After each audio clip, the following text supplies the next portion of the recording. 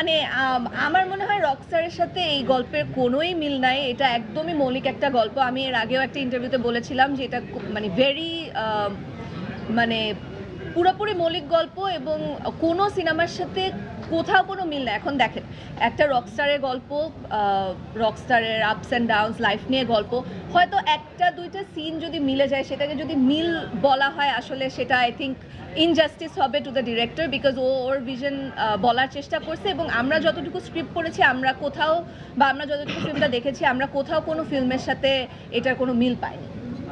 কারো যদি মনে মানে এক দুইটা সিনের কারণে যদি বলে ফেলে যে পুরো সিনেমা মিল, তাহলে তো আসলে এটা ইনজাস্টিস, এটা ঠিক না।